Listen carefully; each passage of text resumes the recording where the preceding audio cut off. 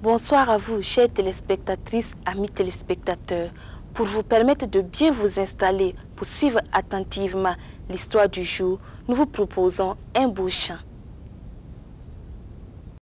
Quand je vois la bonté de Jésus et tout ce qu'il a fait pour moi, mon cœur crie bien fort, Alléluia, gloire à Dieu, il est mon roi. Quand je vois la bonté de Jésus et tout ce qu'il a fait pour moi, mon cœur crie bien fort, Alléluia, gloire à Dieu, il est mon roi.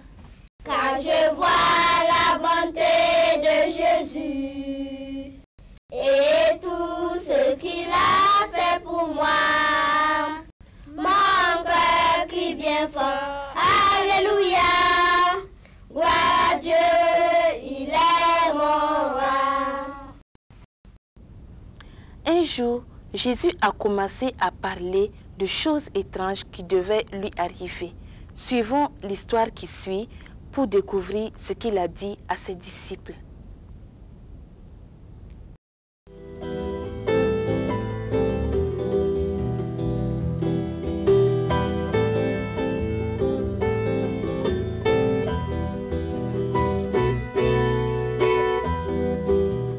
Je ne sais pas ce que tu penses, mais pour moi c'est fini. Je suis d'accord, c'est insupportable d'entendre tout ça. Quand même, pour qui il se prend? Ce n'est pas le fils de Joseph le menuisier de Nazareth? Bien sûr, dit un troisième.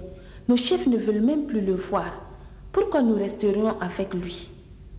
De plus en plus, les gens sont déçus de Jésus.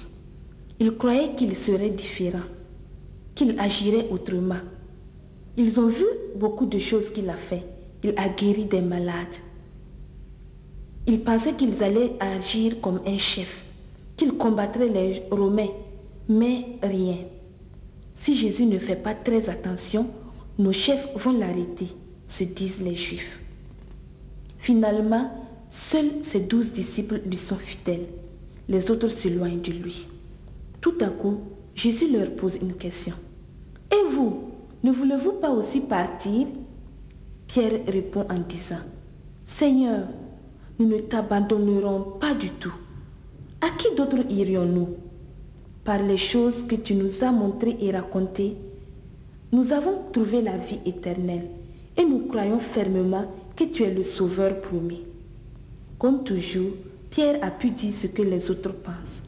Les autres disciples ajoutent, « C'est comme ça, Seigneur. » Tout comme Pierre l'a dit, après tout ce que nous avons vu et entendu, nous ne voulons plus douter de toi. Jésus est content des paroles de Pierre. Il a choisi ces 12 hommes. Il les connaît, des hommes qui le suivront même s'ils font des fautes et qu'ils ne comprennent pas tout.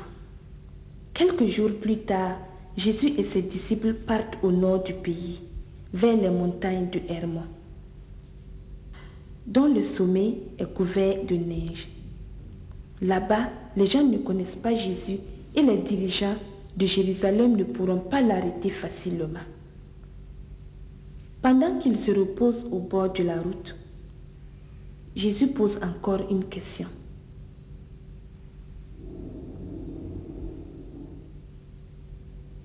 Dites-moi, que disent les gens à mon sujet? Toutes sortes de choses, dit l'un. Beaucoup pensent que tu es Jean-Baptiste et d'autres disent que tu es Élie, le grand prophète revenu sur terre. Oui, dit un autre encore. Il y en a qui te prennent pour le prophète Jérémie. Jésus leur dit, ça c'est ce que les autres pensent. Et vous, que dites-vous que je suis? Pierre, toujours le premier, répond, tu es le Christ, le Fils du Dieu vivant. Tu es heureux, Simon, fils de Jonas, car ce n'est pas un homme qui t'a dit cela, mais c'est mon Père qui est dans les cieux. Et moi, je te dis encore une chose. Je t'ai appelé Pierre, ce qui signifie rocher. Plus tard, tu seras le premier à établir mon église. Les autres ont bien écouté. Oui, c'est ce qu'ils pressentaient depuis longtemps. Depuis si longtemps, Pierre a toujours occupé une place importante aux yeux de Jésus. Mais eux aussi, ils espèrent un jour occuper une importante pièce. Jésus l'a bien remarqué. Il se dit, ils ne savent pas encore les événements terribles qui vont arriver. Quelque temps plus tard, Jésus s'arrête et ses disciples le rejoignent. Jésus commence à leur parler de ses paroles. Il a des projets. Dans peu de jours, nous irons à Jérusalem. Les gens me feront prisonnier. Ils me condamneront et me feront mourir. Quoi? Ils le feront mourir? Ça ne va pas, non? Pense Pierre, étonné. Si Jésus est mis à mort, tout sera ainsi fini.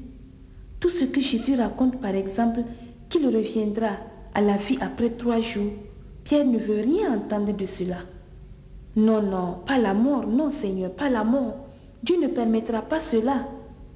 Il en parlera plus tard à Jésus. Un peu plus tard, Pierre saisit l'occasion. Ce que tu disais tout à l'heure ne t'arrivera jamais, Seigneur. Tu ne devais pas parler comme ça. Tais-toi, Pierre, dit Jésus. Ce que tu racontes maintenant vient du diable. Tu penses seulement à ce que toi tu veux et à ce que les autres veulent, mais pas à ce que Dieu veut. Celui qui veut me suivre ne doit plus penser à ce qu'il veut lui-même, mais il doit plutôt prendre sa croix et me suivre.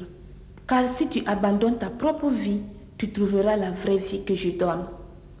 Pierre ne dit plus rien, il a honte. Les autres parlent déjà d'autres choses. Mais lui, Pierre, il y réfléchit. Il repense surtout aux dernières paroles de Jésus. Prendre sa croix et le suivre. Suivre Jésus ne sera donc pas facile. Et ça, Pierre l'avait déjà remarqué. Mais que sera Pierre dans l'avenir pour Jésus? Pierre n'en sait rien. Nous aussi, nous devons attendre la prochaine fois pour savoir la suite.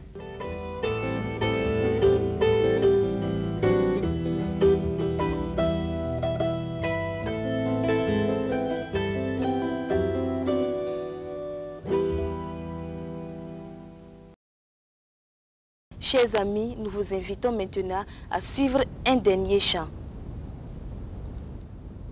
Avec Dieu, nous ferons des espoirs, car c'est lui, ce qui est casé, nous chantons et crions la victoire.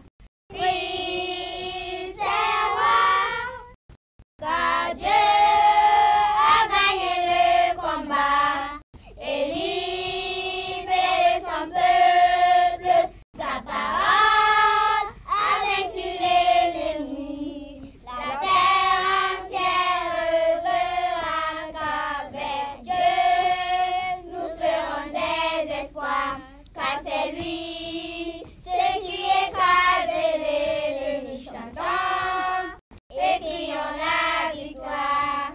Christ est roi, car Christ est roi.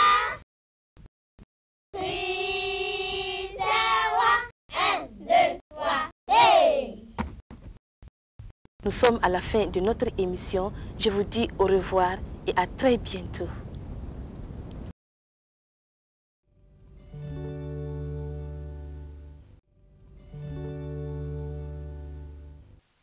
Pierre et ses amis sont là, Pierre et ses amis sont là. Enfin viens les voir. Pierre et ses amis sont là, Pierre et ses amis sont là. Viens les voir.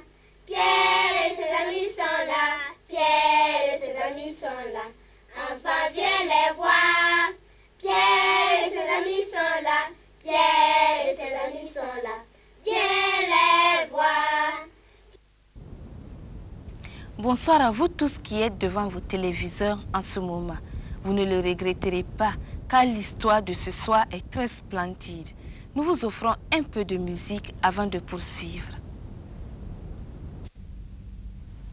Le fou sur le sable a bâti sa maison.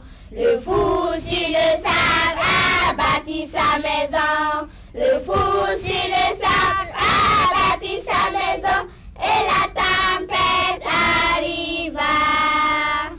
Le vent souffla et la pluie tomba.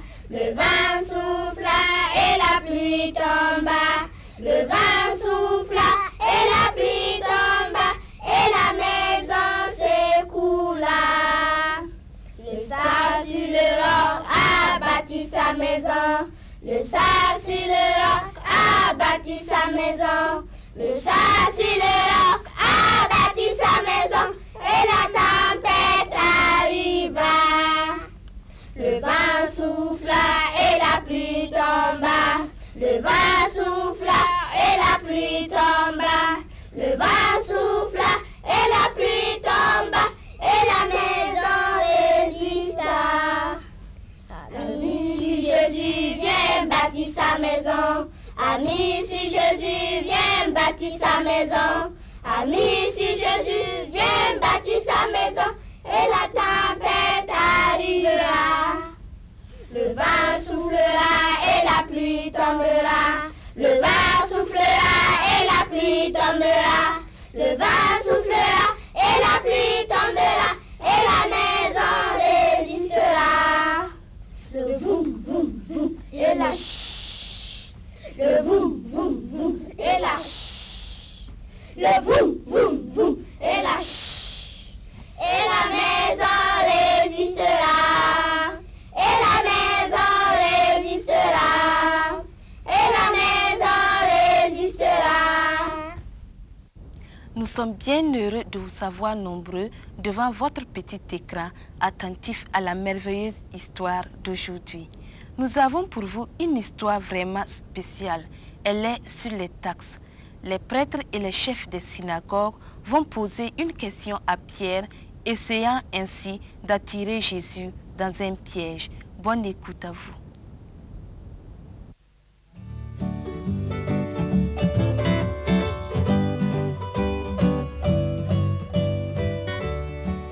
Il y a une foule importante dans les rues de Capernaum. Les gens qui veulent vendre sont installés et les gens qui veulent acheter se promènent. Chacun essaie d'avoir un bon prix. Alors on marchande et on marchande encore. Il y a aussi d'autres gens qui doivent passer par là. Des femmes qui doivent aller puiser l'eau à la source avec leurs cruches. Des hommes qui portent des fardeaux et même des hommes qui guident des chameaux chargés de marchandises à travers la ville. Voilà Pierre, de retour à Capernaum. Oui, il est là avec Jésus et les autres disciples. Pierre a fait une commission et il s'en va à la maison. C'est embêtant, pense-t-il. Je dois passer devant les receveurs d'impôts. Il ne veut pas être remarqué. Mais lorsque Pierre essaie de passer inaperçu, il a un choc car les gens l'ont remarqué. Voyons, qui est là? Ça doit être Pierre, le pécheur, qui est l'un des disciples de Jésus. Ce rabbi dit bien qu'il est le Messie, mais il n'a pas encore payé les impôts du temple. Et Pierre, personnellement, il n'a pas payé non plus. Nous allons l'interroger. « Hello Pierre, pas si vite. Nous voudrions te poser quelques questions. Est-ce que ton maître pense payer l'impôt du temple ?» Pierre s'énerve. Voilà, c'est toujours comme ça. Toujours les chefs veulent prendre Jésus au piège pour voir s'il ferait des choses qui ne sont pas permises par les lois. Et puis, ils pourront dire que Jésus ne peut donc pas être le sauveur promis par Dieu. Par exemple, maintenant, quand Jésus payerait ses impôts, peut-être qu'ils accepteront et s'ils ne payent pas. Bien sûr, Jésus payera les taxes du temple, dit-il au receveur. Mais plus loin, en marchant dans une rue plus calme, il regrette un peu ses paroles. Il a parlé un peu trop vite, car si Jésus refuse de payer, qu'est-ce qui va se passer? Ils n'ont plus d'argent. Ils ont été en voyage et ils ont dépensé tout l'argent qu'ils avaient. En faisant la pêche, il aurait pu gagner de l'argent. Mais maintenant, il ne fait plus de pêche. Il y a plusieurs mois qu'il ne pêche plus. J'aurais dû dire qu'il n'allait pas payer. Ou alors, j'aurais dû me taire. Car maintenant, ils comptent sur nous. Et si nous ne payons pas, ils ne peuvent pas accepter Jésus. J'en parlerai à Jésus tout de suite. Lorsque Pierre rentre, c'est comme si Jésus l'attendait de manière spéciale. Bon, pensa-t-il. Alors je vais avouer tout de suite, mais il ne peut même pas parler. Jésus le devance. Pierre, je vais te demander quelque chose. Que penses-tu? Si les rois demandent que l'on paye les impôts, est-ce que les enfants du roi doivent aussi payer? Non, évidemment non, Seigneur, dit Pierre. C'est seulement leurs sujets qui doivent payer. Ta réponse est juste, dit Jésus. Les enfants du roi n'ont pas besoin de payer l'impôt. Et c'est le même cas pour nous. L'argent est destiné au service de Dieu, mais nous les fils de Dieu, nous ne devons pas payer l'impôt. Alors, nous n'avons pas besoin de payer l'impôt que les receveurs nous réclament. Nous le ferons quand même pour éviter un grand scandale. Ensuite, il dit à Pierre d'aller chercher du poisson. 1 heure plus tard, Pierre se retrouve au bord du lac. D'un grand geste, il lance une ligne à l'eau. Oh, évidemment, Pierre doit attraper du poisson et le vendre pour avoir de l'argent, pensent les gens. Mais non, ce n'est pas exactement ça. Les gens se trompent. Voyons, ça mord. Les enfants viennent voir.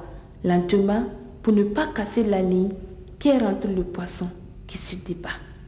Est-ce qu'il se passera quelque chose de différent? Non, Jésus a déjà dit qu'il ne devrait pas attraper plus d'un seul poisson. Il a besoin d'un seul poisson et il n'a pas besoin de le vendre. Les enfants regardent lorsque Pierre détache le poisson de la maison. Alors là, incroyable, Pierre sort une grande pièce d'argent du bec du poisson. Ça, c'est quelque chose quand même.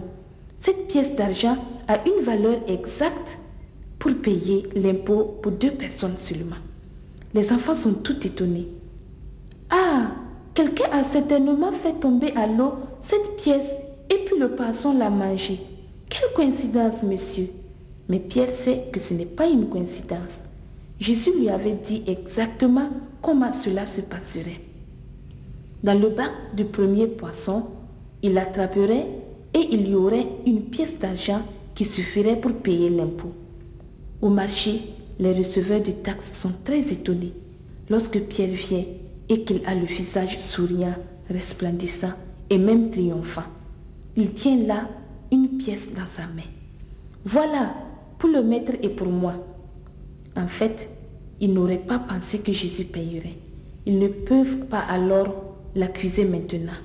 Ils ne peuvent pas lui faire des reproches. Mais il y aura d'autres occasions pour l'accuser. Je vous invite à suivre un autre chant avant de poursuivre. Marchons dans la lumière de Dieu. Nous marchons dans la lumière de Dieu. Nous marchons dans la lumière de Dieu. Nous marchons dans la lumière de Dieu. Oui, nous marchons, nous marchons, nous marchons, nous marchons, nous marchons dans la lumière de Dieu. Nous marchons dans la lumière de Dieu. Nous marchons dans la lumière de Dieu. Nous marchons dans la lumière de Dieu. Nous marchons dans la lumière de Dieu. Oui, nous marchons, nous marchons, nous marchons, nous marchons, nous marchons dans la lumière de Dieu. Tontienda wenam benem pura. Tontienda wenam benem pura. Tontienda wenam benem pura. Tontienda wenam benem pura. Tontienda me, kendame, kendame, kendame. Tontienda wenam benem pura. Tontienda wenam benem pura. Tontienda wenam benem pura. Tonkenda wena vene puga. Tonkenda wena vene puga. Tonkenda me, kenda me, kenda me, kenda me. Tonkenda wena vene puga. We are walking in the light of God. We are walking in the light of God. We are walking in the light of God. We are walking in the light of God.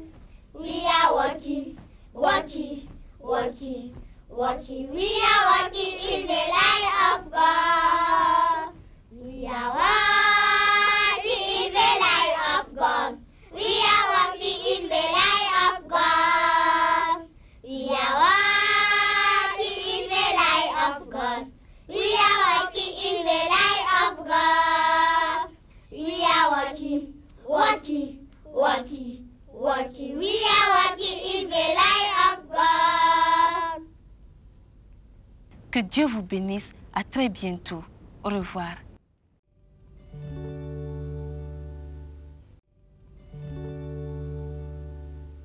Pierre et ses amis sont là.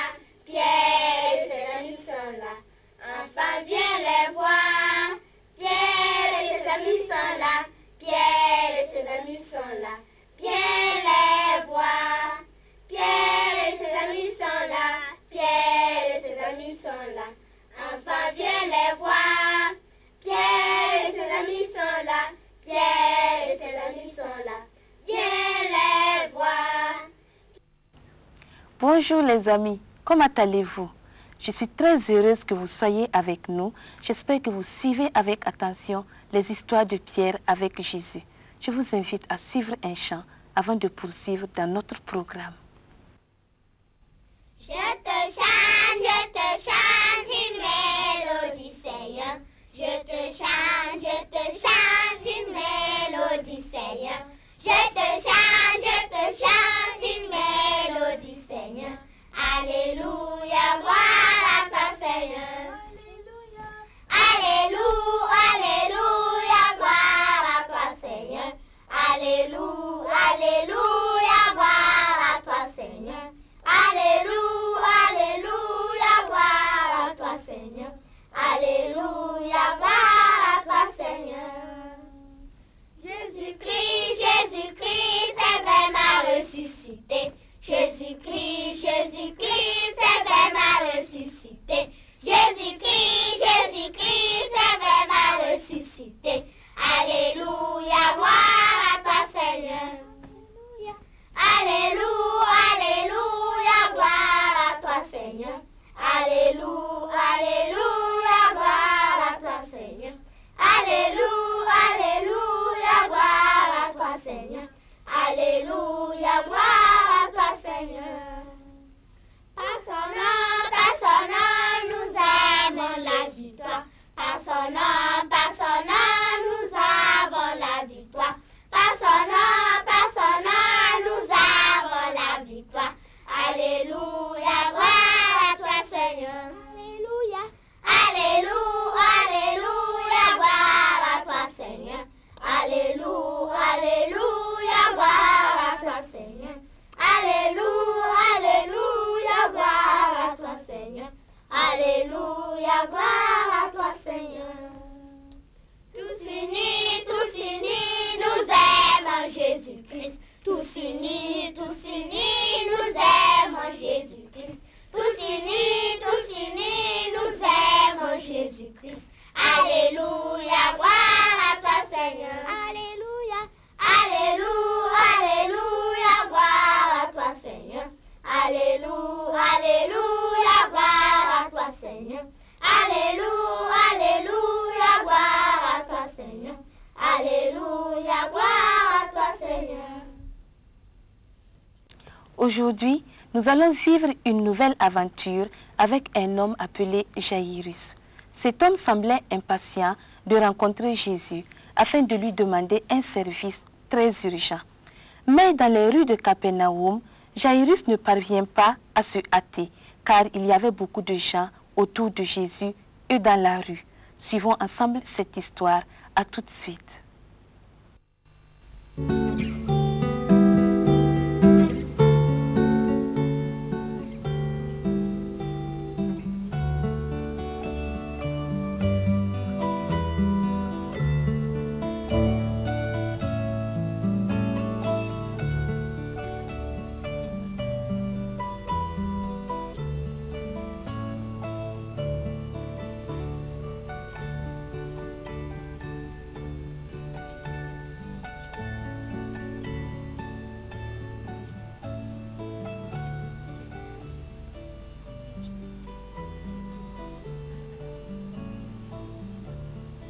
Ce matin, on pensait qu'elle allait mourir.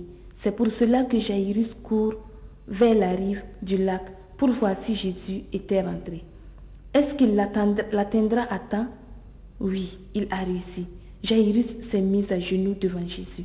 Les gens l'ont laissé passer car Jairus est un des chefs de la synagogue de Capernaum. L'un des chefs les plus importants d'ailleurs de la ville de Capernaum. Mais à ce moment, il ne se sent pas très important. Il n'a pas honte de se jeter aux pieds de Jésus. « Maître, supplie-t-il, Maître, s'il te plaît, viens avec moi dans ma maison. Ma petite fille est malade. Il n'y a que toi qui puisses la sauver. » Jésus voit bien que Jairus est plein de confiance en lui et il voit aussi la peur qu'il éprouve, la peur de perdre son enfant. Jésus promet tout de suite, sans tarder, de suivre Jairus. Ils iront tous, bien sûr, aussi bien Pierre que les autres qui ont amarré la barque. Mais le chemin vers la maison de Jairus ne sera pas parcouru facilement. Il y a des gens qui ont entendu les paroles de Jairus et qui veulent aller avec eux pour voir ce qui va se passer seulement par curiosité. Il y a d'autres aussi qui veulent simplement rester auprès de Jésus qu'ils attendaient depuis plusieurs jours. Tous ces gens marchent dans les rues étroites de Capernaum. Pierre et Jean marchent devant et essayent de libérer le passage pour Jésus et Jairus, ce qui est de plus en plus difficile car il y a de plus en plus de gens qui s'ajoutent. Pierre s'inquiète. Il tourne la tête et se dit: les gens n'avancent pas. Pourtant, la maison de Jairus se trouve de l'autre côté de la ville. S'ils n'avancent pas plus vite, ils arriveront peut-être en retard. C'est d'ailleurs dangereux de marcher en foule serrée comme ça. Brusquement, Jésus s'arrête. Il se tourne et dit: quelqu'un m'a touché. Qui m'a touché? Pierre et Jairus se retournent aussi. Jairus s'irrite du fait qu'il perde du temps. Pierre est tout étonné que Jésus pose une telle question. Il dit alors à Jésus: Seigneur, tu vois bien comme la foule nous presse. On ne peut pas s'empêcher de te toucher. Jésus lui répond: non, je ne dis pas qu'on m'a touché sans raison. Quelqu'un m'a touché exprès. Qui a fait cela? Une femme se met à genoux devant Jésus. Elle tremble de peur. Les gens la connaissent. Elle souffre depuis des années d'une maladie très grave et on pense qu'une personne atteinte d'une telle maladie est punie de Dieu. Entre-temps, Jairus s'impatiente vraiment. Il se dit: une femme qui souffre de cette maladie n'a même pas le droit d'entrer dans la synagogue. Et voilà que le Seigneur perd son temps avec elle. À cause d'elle, le Seigneur arrivera trop tard et ne pourra plus sauver mon enfant. Mais Jésus prend tout son temps pour écouter l'histoire de la femme. J'étais malade depuis 12 ans, Seigneur, dit-elle doucement. J'ai dépensé tout mon argent pour acheter des médicaments. Aucun médecin n'a pu me guérir. Alors, j'ai entendu parler de toi et j'ai eu cette pensée. Je n'ai pas besoin de lui demander, mais si seulement je lui touchais le vêtement, je serais guérie. C'est bien, dit Jésus. Ta foi t'a sauvé, tu es guéri. Pendant que Jésus s'entretient avec la femme, une fille s'approche de Jairus.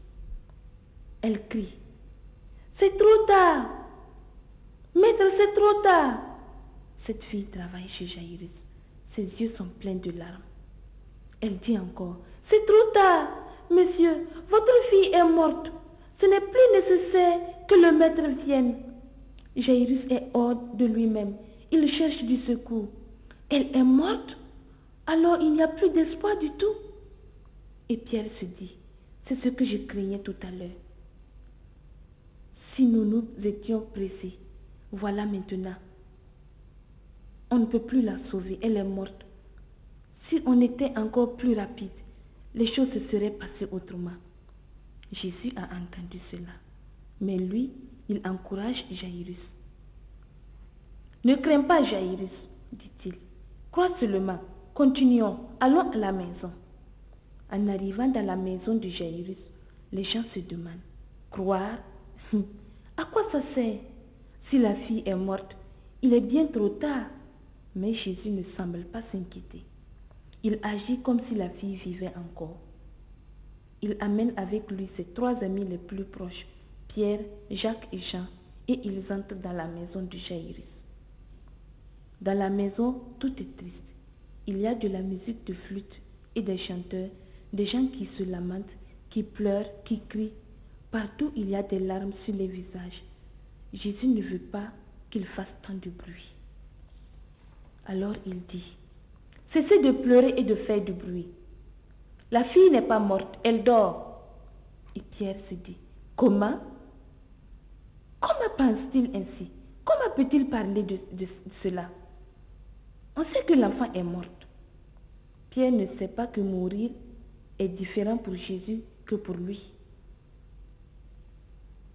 Et Pierre se dit, c'est donc pour cela qu'il a voulu continuer.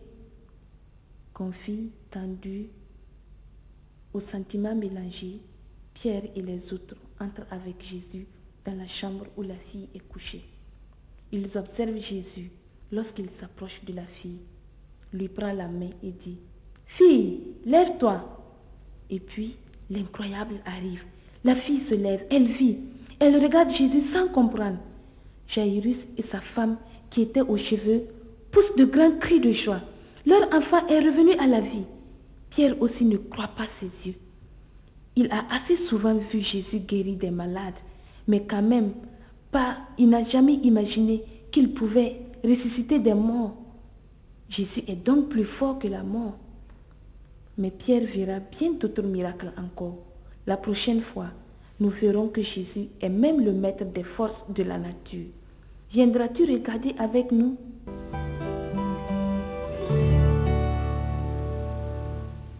Quelle fantastique histoire!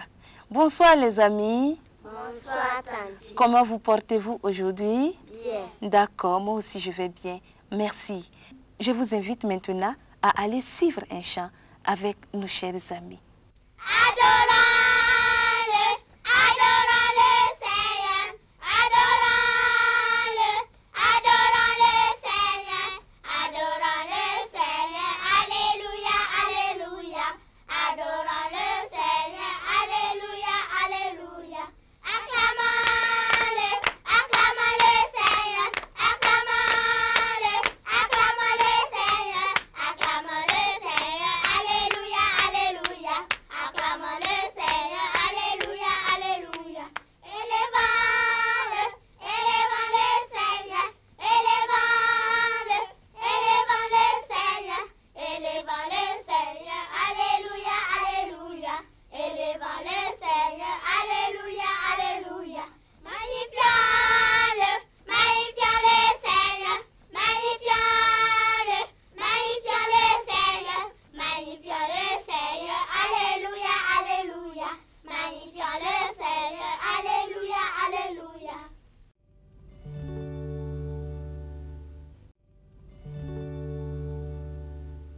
Pierre et ses amis sont là. Pierre et ses amis sont là. Enfin, viens les voir. Pierre et ses amis sont là. Pierre et ses amis sont là. Viens les voir. Pierre et ses amis sont là. Pierre et ses amis sont là. Enfin, viens les voir. Pierre et ses amis sont là. Pierre et ses amis sont là. Viens les voir. Bonsoir à vous qui nous suivez en ce moment. Nous vous sommes très reconnaissants pour votre aimable attention et nous vous invitons maintenant à suivre un beau cantique. Je louerai l'Éternel de tout mon cœur. Je raconterai toutes ses merveilles. Je chanterai son nom. Je louerai l'Éternel de tout mon cœur. Je ferai de toi le sujet de ma joie. Alléluia.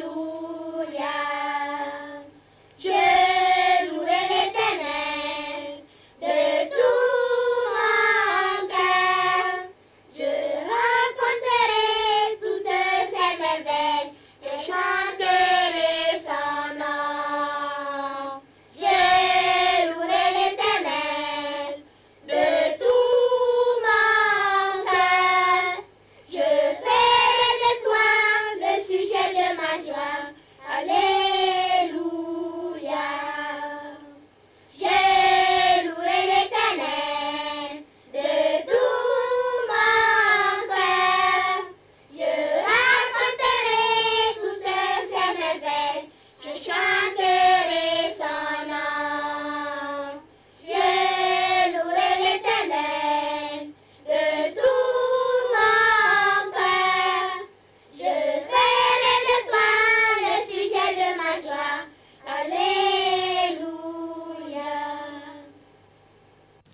Jésus et ses disciples Pierre, Jean et Jacques se sont rendus sur une montagne. Lorsqu'ils sont arrivés au lieu désiré de Jésus, il se retira pour prier. Je vous invite à suivre cette histoire pour découvrir tout ce qui s'est passé en ce lieu.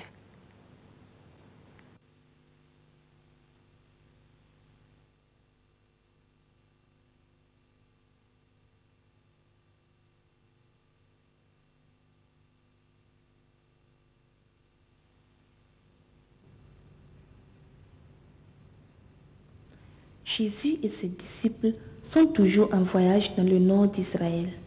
La contrée est montagneuse. C'est donc fatigant d'y voyager. Thomas, penses-tu que nous pouvons aller plus loin? Non. Lévi, il est très tard. Je pense que nous dormirons dans ce village. Pierre marche à côté de Jésus. Allons-nous dormir dans ce village, Seigneur? Demande-t-il. Les autres, oui, Pierre. Mais je voudrais passer la nuit sur la montagne avec toi, Jean et Jacques. Nous y monterons dans un instant. Tandis Jésus et ses 3 amis s'en vont par un petit chemin qui mène au sommet de la montagne. Jésus voulait être avec eux aujourd'hui, mais d'habitude, il reste seul pour prier. Pierre et les autres sont un peu déçus. Ils sont fatigués et auraient bien voulu dormir dans un bon lit comme les autres. Ils doivent maintenant marcher sur le petit chemin montant et peut-être ils ne dormiront même pas du tout. Ils montent toujours plus haut. À l'ouest, le soleil s'est presque couché. La nuit va tomber et ce sera difficile de trouver le bon chemin, car il est toujours plus raide et plus rocailleux. Heureusement, ils sont presque arrivés. Lorsqu'ils arrivent au sommet, il fait nuit, une nuit totale. On voit le ciel plein d'étoiles. En les regardant, on réalise la grandeur de Dieu et sa puissance. C'est comme si l'on est plus près de Dieu. Est-ce pour cela que Jésus aime bien monter sur la montagne pour prier? Mais les élèves ne regardent déjà plus les étoiles. Hors d'haleine, ils se sont couchés par terre et bien vite, ils dorment de fatigue, même si les rochers forment un lit pas très confortable. Jésus ne dort pas. Il est allé plus loin pour prier. Lorsqu'il prie, son apparence change. Son visage commence à briller. Ses vêtements deviennent très très blancs et brillants. Et puis, il n'est plus tout seul. 2 hommes sont là. Non, ce ne sont pas des anges. Ce sont Moïse et Élie, des hommes qui ont été plus importants dans l'histoire d'Israël. Moïse a fait sortir le peuple d'Israël de l'esclavage en Égypte. Il les a guidés jusqu'à la terre promise. C'était lui qui recevait les 10 commandements par la main de Dieu pour les enfants d'Israël. Et Élie était le seul prophète qui osait parler au roi et au reste du peuple lorsque Israël ne servait plus Dieu. Mais Israël adorait en ce moment de faux dieux, des idoles. Il parle de la façon dont Jésus va accomplir sa mission en mourant à Jérusalem. Les disciples dorment. Leur foi et leur confiance auraient pu être renforcées en voyant ceci. Ils se réveillent quand même. Étonnés et effrayés, ils regardent. Jésus était allé plus loin tout seul, non? Mais qui sont ces 2 autres personnes? Et Jésus lui-même a changé aussi. Il est devenu brillant. Ses vêtements sont devenus très blancs. C'est comme s'il n'appartenait plus à ce monde. Tout à coup, ils savent que ce sont Moïse et Élie. Personne ne leur a dit, mais ils l'ont devenu tous eux. Tout simplement, c'est le Seigneur qui leur en a parlé. D'abord, ils sont totalement stupéfaits en les voyant. Mais bien vite, ils sont tout contents de ce que Moïse et Élie sont avec eux. Maintenant, tout le monde va croire que Jésus est le Sauveur. Moïse et Élie doivent rester ici. C'est Pierre qui parle de ce qu'il pense. C'est bien, Seigneur, que nous soyons ici. Si vous voulez, je vais dresser 3 tentes. Une pour toi, une pour les 2 autres. Chacun. Mais tandis que Pierre parle encore, il y a un nuage brillant qui descend sur eux et une voix vient. de ce nuage qui dit: celui-ci est mon fils, celui que j'aime. Écoutez-le. Puis, plus rien, plus de voix, plus de nuages. Moïse et Élie ont disparu. Seul Jésus est là et il vient vers eux. Levez-vous, dit-il, et n'ayez pas peur de tout ce que vous avez vu. Nous descendrons, le soleil commence à se lever. Peu après, ils sont déjà en route. Leurs cœurs sont remplis de toutes ces impressions. Pensez-y, c'est Dieu lui-même qui leur a parlé et qui a dit que Jésus était son fils. Seulement, Jésus ne permet pas qu'il raconte tout cela aux autres. Plus tard, Jésus a dit: lorsque je serai revenu de la mort, là alors, vous pourrez raconter tout ce que vous avez vu cette nuit. Lorsque le soleil commence à se lever, Pierre réfléchit encore sur les paroles de Jésus. Cette nuit, il a vu Jésus apparaître comme un roi, comme lui, Pierre, a toujours cru qu'il serait. Et pourtant, Jésus parle de sa mort. Pierre ne comprend pas. Comment le Sauveur devrait mourir? Il n'en comprend pas. Il n'en comprend rien. Il n'en croit vraiment pas ses oreilles. Et peut-être que toi aussi, tu ne comprends pas. Essaie donc de regarder la prochaine fois pour en comprendre toujours davantage, comme Pierre. Je vous propose un autre chant avant de continuer. Je vais monter sur la montagne, c'est là que l'on rencontre Dieu, c'est là que sa joie nous inonde et pour nous s'ouvre les cieux. Je vais laisser les joies du monde et me tenir tout près de Dieu. Je vais monter sur la montagne, c'est là que l'on est heureux. Je vais monter sur la montagne, c'est là que l'on rencontre Dieu, c'est là que sa joie nous inonde et pour nous s'ouvre les cieux. Je vais laisser les joies du monde et me tenir tout près de Dieu. Je vais monter sur la montagne, c'est là que l'on est heureux. Merci pour votre participation. Nous espérons vous retrouver pour une prochaine histoire.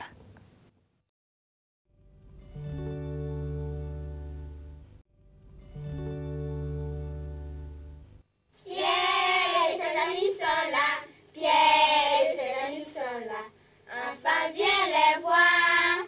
Pierre et ses amis sont là, Pierre et ses amis sont là. Viens les voir. Pierre et ses amis sont là, Pierre et ses amis sont là.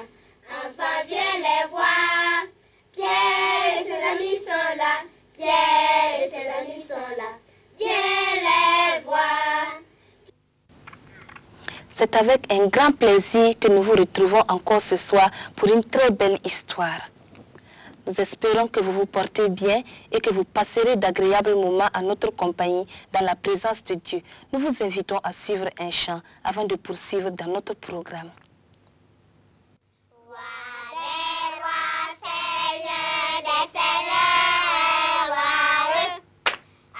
Alléluia,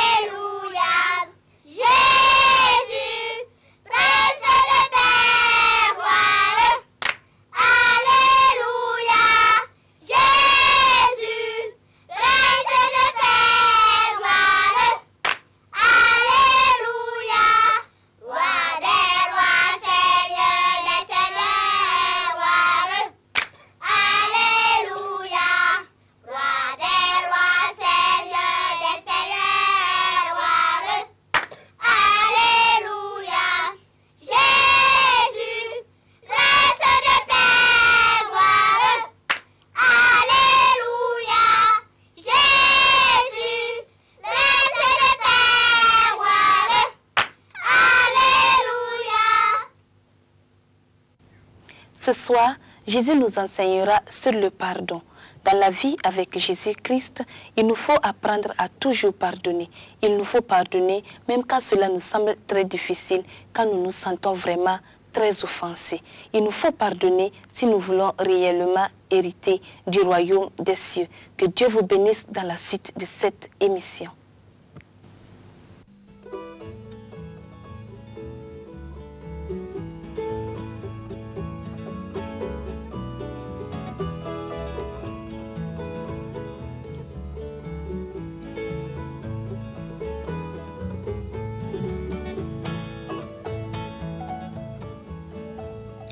Maître, d'après toi, qui est le plus important dans ton royaume?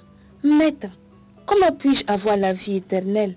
Maître, mon enfant est très malade. Pourriez-vous venir le voir?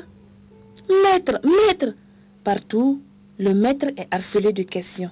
Et toujours, chacun trouve chez lui une oreille attentive. Et toujours, il prend le temps de visiter les malades et de les guérir. Et ses élèves alors? Et Pierre alors? Eux, ils sont toujours présents. Ils regardent, ils écoutent. Si un maître de la loi pose une question à Jésus, les disciples sont encore plus attentifs. Souvent, une telle personne essaye de prendre Jésus au piège. Alors Pierre se dit, comment le maître échappera-t-il? Mais Jésus trouve toujours une réponse surprenante et convaincante. De temps en temps, les disciples auraient bien voulu être seuls avec Jésus, car ils ont aussi des questions à lui poser. À Capernaum, lorsqu'ils sont arrivés chez Pierre, ils saisissent l'occasion. Pierre aime toujours être le premier en toutes choses, mais cette fois-ci, les autres l'ont dévancé. Jésus leur a déjà parlé du pardon. Il leur avait dit, vous pouvez demander à Dieu de vous pardonner vos péchés, mais pour plaire à Dieu, il vous faut apprendre à pardonner aux autres aussi, puisque Dieu vous pardonne alors que lui, il est saint. Pour Pierre, cela n'est pas difficile. Mais si la même personne t'offense plusieurs fois quand même, comment il faut réagir? Doit-on toujours lui pardonner? Non, je ne pense pas, dit Pierre. C'est ce qui préoccupe Pierre jusqu'à aujourd'hui. Lorsque les autres se taisent enfin, il peut poser sa question.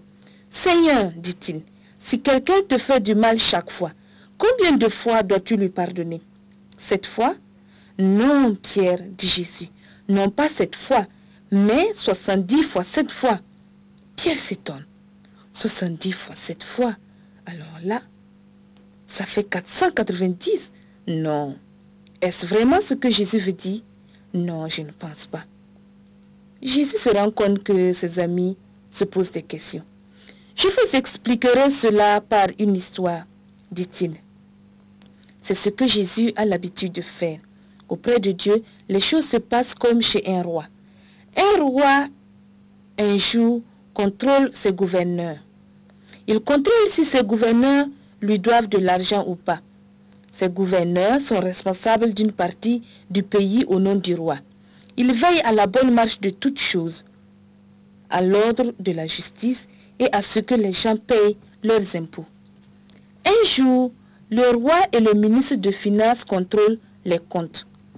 Majesté, on n'a pas versé les impôts de cette partie de ton royaume, dit le ministre en indiquant du doigt sur leur cahier de compte. Fais venir ce gouverneur immédiatement, ordonne le roi. Nous allons lui demander une explication. La date que j'avais fixée est expirée depuis longtemps. Quelques jours plus tard, le gouverneur arrive. Il est tout mécontent,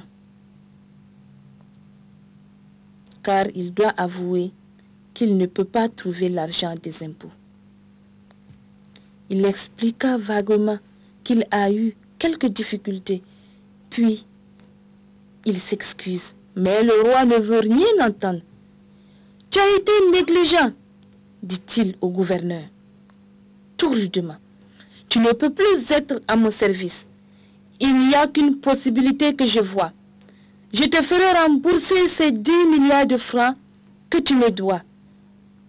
Je confisque tous tes biens et je vends ta famille et toi-même comme esclave. » À cette décision, le gouverneur, tremble de peur. Puis il tombe à genoux. Donnez-moi du temps, s'il vous plaît. Je vous promets de vous rembourser. Vraiment tout, je vous rembourserai tout. Je vous le promets. Et là, le gouverneur, qui le voit devenu comme un mendiant, change d'avis. Son visage change et le roi lui dit: Lève-toi, dit-il doucement. J'ai changé d'avis. Je te donnerai une nouvelle chance. Je crois que tu es sincère, que tu veux te payer, mais tu n'as pas les moyens de le faire. Ta date est passée, mais ta dette est trop grande également. Je te pardonne et je laisse tout tomber. Qu'il est soulagé, ce monsieur. Il se sent vivre une autre vie, une nouvelle vie. Arrivé devant chez lui, il voit passer un autre fonctionnaire du roi qui lui doit. Tu me dois encore 10 000 francs, mon ami. Je veux absolument que tu me les payes immédiatement. Tu m'as déjà fait trop attendre. Excusez-moi, monsieur, dit l'un. Excusez-lui, dit l'autre. Excusez-moi, dit ce monsieur qui lui doit. Je n'ai rien maintenant. Patientez encore un peu et je vous payerai. Quoi? Crie le gouverneur. Tu n'as rien? Je ne peux plus attendre. Plus une minute. Soldats, soldats, saisissez-vous de ce monsieur. Malgré ses pleurs, le gouverneur n'a pas pitié et les soldats amènent le fonctionnaire. Tremblant de colère, le gouverneur continue son chemin. Mais il ignore que des serviteurs du roi, connaissant son histoire et ayant tout entendu et tout vu depuis ce matin, vont aller raconter cela au roi. Ce n'est pas possible quand même, se disent-ils. Il n'est pas bon de dénoncer quelqu'un, mais quand même cette fois-ci, nous le ferons. Le roi a été bon à son égard, et maintenant voilà que lui, il est méchant envers son prochain. Quelques jours plus tard, le gouverneur se tient de nouveau devant le roi, car le roi, après avoir entendu toute cette histoire, l'a fait rappeler. Ses serviteurs lui ont raconté toutes ces choses. Le roi est triste et fâché en même temps. « Criminel, dit-il au gouverneur, moi le roi, je t'ai remis ta dette, 10 milliards de francs, et toi tu ne peux pas remettre ta dette de 10 000 francs à ce monsieur, à ce pauvre monsieur. »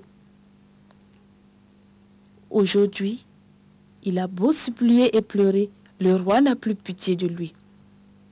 Ainsi prend fin l'histoire. Le roi le jette en prison. Les disciples s'agitent un peu. L'explication est bien claire. Pierre comprend maintenant. Par nos mauvaises actions, nous avons une grande dette envers Dieu. Mais Dieu, lui, il veut bien tout nous pardonner. Mais il nous faut aussi pardonner, car nous sommes pécheurs alors que Dieu est saint. Jésus a raconté beaucoup d'histoires qu'on appelle paraboles à ses disciples. C'est ainsi qu'ils ont pu apprendre beaucoup de choses sur le caractère de Dieu et sur ce qu'il fait dans son royaume. Pardonner, non pas une seule fois, mais bien 70 fois 7 fois. Pierre a tout compris. Nous devons nous pardonner réciproquement. Chers amis, nous venons de suivre une importante histoire et nous venons donc de recevoir une très importante règle de vie. Nous devons toujours pardonner. Nous devons faire aux autres ce que nous voulons que les gens fassent pour nous. N'ayons pas l'attitude de ce gouverneur qui a été très méchant envers son prochain alors que son roi venait de lui pardonner toute son erreur. Que Dieu vous garde et qu'il vous aide à rester attaché à lui. Je vous invite à suivre un deuxième chant avant de poursuivre. Combien de fois pardonnerai-je mon frère?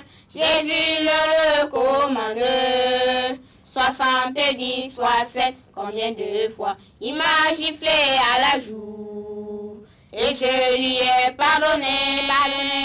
Jésus le recommande. 70 fois 7, combien de fois? Il m'a tapé sur le dos et je lui ai pardonné. Jésus me recommande. 70 fois 7, combien de fois? Il m'a calomnié et je lui ai pardonné. Jésus le recommande. 70 fois 7, combien de fois? Nous remercions ce groupe d'enfants pour ce beau cantique. Nous vous disons merci pour votre aimable attention. Que Dieu vous bénisse. Nous sommes à la prochaine.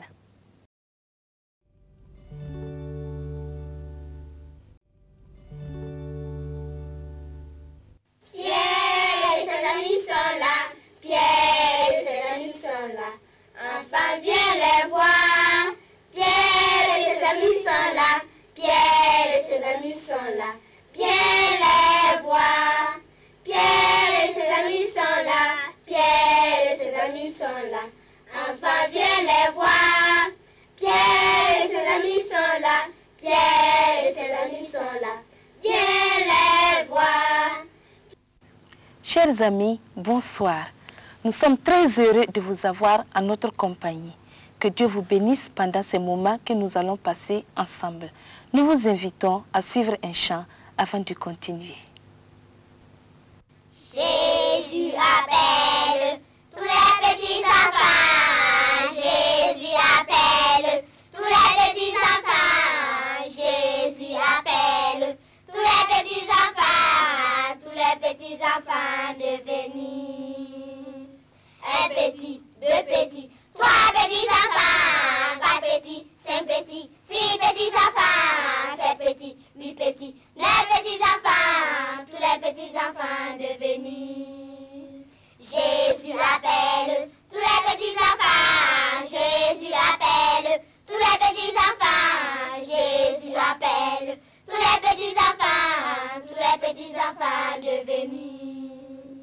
Un petit, deux petits, trois petits enfants, quatre petits, cinq petits, six petits enfants, sept petits, huit petits, neuf petits enfants, tous les petits enfants de venir.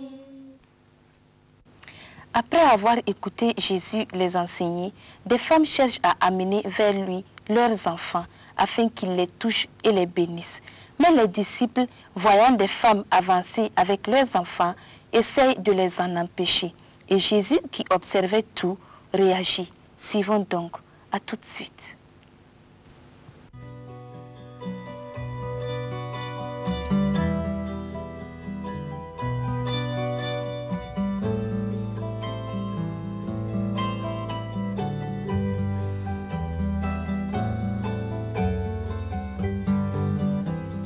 Attentivement, les gens sont à l'écoute de Jésus. Il se trouve à la bordure d'une petite vallée et il leur parle. Sur la colline à côté, les gens sont assis. Des parents et tous leurs enfants sont là. La plupart des gens viennent des villages voisins. Ils se sont tous préparés très tôt le matin pour pouvoir rester à côté de Jésus toute la journée. Cela en vaut la peine quand on sait que Jésus est aux environs, puisqu'il ne reste pas sur place pendant longtemps. Silencieusement, tout le monde l'écoute. Silencieusement, oui, quant aux adultes.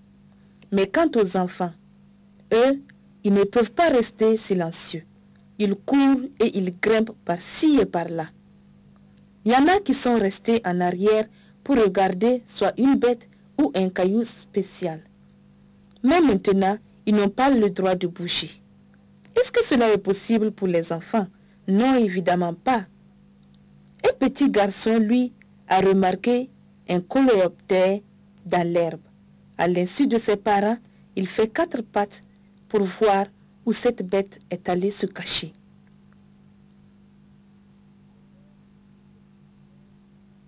Ailleurs, une petite fille se met à parler à haute voix. Chut, font les gens, des nerfs fâchés. On entend tout à coup, à l'extérieur du groupe, des cris. Une fille, tout en poursuivant un papillon, a marché sur la main de son petit frère, qui maintenant crie « Yeah !» la fille doit être rappelée et corrigée et le petit garçon doit être consolé. On remarque que les parents, surtout les mamans, ont des problèmes, quelques petites difficultés avec les enfants. Car garder les enfants pendant longtemps, tout silencieux, cela n'est pas du tout facile. Mais les mamans savent très bien que Jésus ne parle pas en ce moment aux enfants. Et pourtant, elles les ont amenés parce qu'elles veulent que Jésus leur accorde un peu de temps quand même après. Quand Jésus a fini de parler, certaines mamans portent leurs enfants, d'autres les prennent par la main, puis elles cherchent à travers la foule à atteindre Jésus. Plus elles s'approchent, plus il y a des difficultés, car beaucoup de gens veulent être auprès de Jésus. Pierre voit venir ses mamans. Voilà encore, pense-t-il. Pourquoi les gens ne laissent pas un peu de repos à Jésus? Ces enfants nous ont assez gênés tout à l'heure et maintenant ces mamans les amènent jusqu'ici. Non, non, non. Par là, à côté s'il vous plaît. Pas vers le maître. Laissez un peu de temps à Jésus pour qu'il puisse se reposer. Il est très occupé actuellement avec les adultes et il est trop fatigué. Les autres disciples soutiennent Pierre. Effrayés, les mamans s'arrêtent. « Qui est cet homme ?» dit l'une d'elles. « C'est Pierre » répond l'autre. C'est apparemment le premier disciple de Jésus. C'est vraiment dommage qu'il nous arrête. Il ne pourra pas parler à nos enfants Jésus. Mais Jésus a entendu les voix irritées de ses disciples. Il interrompt sa conversation avec les parents et il s'intéresse aux enfants. « Non, les amis, non !» D'un air fâché, dit-il à ses disciples. « Laissez venir à moi les petits-enfants. Ne les en empêchez pas. Je veux m'approcher d'eux. » Alors il fait signe aux parents qui amènent leurs enfants envers lui. Bien vite, Jésus est entouré d'enfants. Ils n'ont pas du tout peur, ces enfants, car ils sentent tout de suite que Jésus aime beaucoup les enfants et il aime bien rester avec eux. Il y en a même de plus en plus. D'autres parents, remarquant cela, apportent leurs enfants vers Jésus. Jésus plaisante avec ses enfants et il leur parle gentiment. Une petite fille se colle à lui et ne veut pas quitter ses genoux. Tous les enfants rayonnent de joie ainsi que leur maman. Jésus les entoure de ses bras et les bénit un à un. Désormais, personne ne peut s'en douter. Les enfants ont également leur place auprès de Jésus. Plus tard, quand les gens sont partis à la maison, Jésus s'entretient encore avec ses disciples sur les événements de la journée. Ne pensez surtout pas que les enfants doivent d'abord devenir adultes pour pouvoir comprendre mes enseignements. Au contraire, les adultes, eux, doivent devenir comme ces enfants. Ce n'est qu'en ayant la confiance en moi comme ces enfants que vous pouvez vraiment m'appartenir. Les disciples comprennent maintenant. Pierre également. Jésus est là pour tout le monde. Plus justement aussi bien pour ceux à qui ils n'ont pas encore pensé que pour les enfants. Je vous remercie pour cette histoire que vous avez suivie aussi et je vous invite à suivre un chant tout de suite.